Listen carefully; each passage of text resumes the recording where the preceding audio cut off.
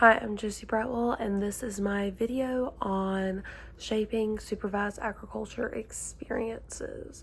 So after reading this article, it really brought me back to the last video I just filmed, and I feel like a bunch of the things connected from shaping and then our points of view, like our philosophies on SAEs. So number one, provided was a conceptual map of SAE programs in the agriculture education program, considering their model, which factors have, in my experience, created the most impact, both negative and positive, on proper functioning SAE programs within our ag program, and why. I would say, depending student on student, for my students that struggle for SAE projects, I would say it's more like student and personal factors, whether it's home life, whether it's, I don't have to do outside work in my academic classes, why am I going to do it in my elective classes? Or it could also be parents. Their parents don't know what an SAE project is, so they're not going to push it. Why do you have to grow a plant? That's dumb. Why do you have homework in ag? That's how I could see it. Positive way, the teacher could be reinforcing SAE.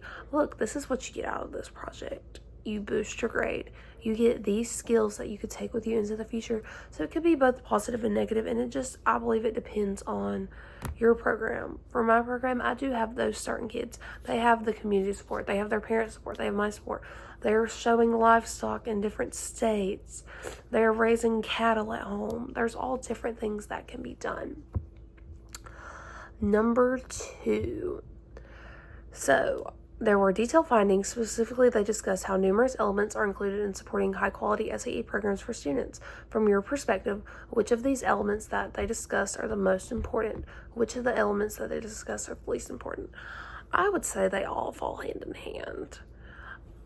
I would say, since it is SAE, so supervised agriculture, is supposed to be at home.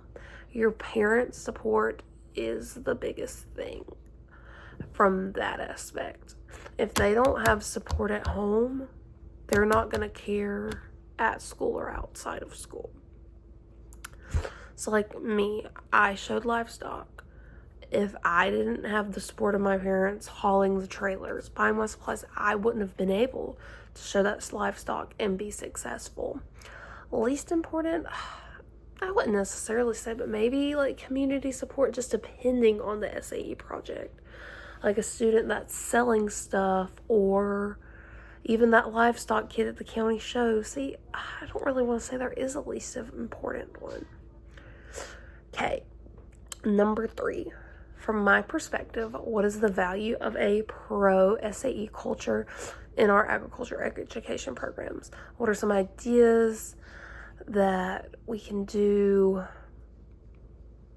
for our culture in our SAE program?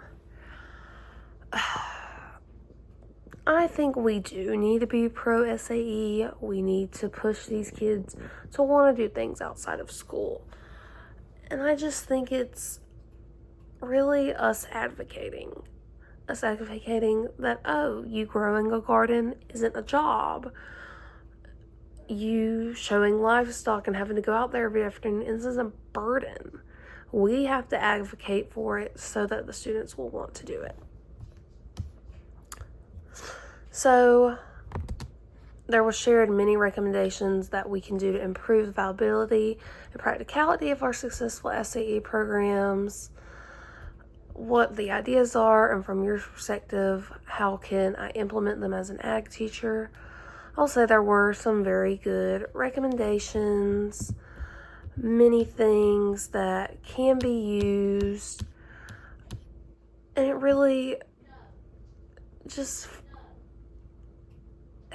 it changes by school. It depends on what the goal is of your program. Are you trying to win those proficiencies? Are you trying to win CDEs? So it's up to the teacher, because we have our classroom and then we also have outside. How do you want to do it? So for me, again, I have to do more in-class SAE projects. I'm having to let students volunteer. I'm really having to change mine so that these students have a positive perspective, even if it's not the most ideal route. But I have to set those expectations. There's many things that I can do as a teacher to set it. So saying that, just like doing the on-site versus at home. Excuse me. So, considering the concepts and ideas, how should SAE be purposefully used in agriculture education programs to promote student success and sustainability of effort? How can agriculture teachers set the tone to make this happen? Yet again, this falls back in what I've noted on a lot in this video and the last. How I portray SAEs to my students, but also what they see they can get out of it. I know my kids are very big on, oh, I'm not doing this if I'm not getting anything out of it. You have to show them that good things do come from hard work. So I guess mine really, what will help me in setting the tone for SAEs is showing kids potential careers, how they could make money off a project, how, oh, you taking care of your dog at home? Dude, that's going to give you some points in the grade book. Oh, you bombed that test? You better walk your dog and take some pictures. So it's all in how I address it. And there's so many ways you can make it fun, especially for my kids that don't have outside resources.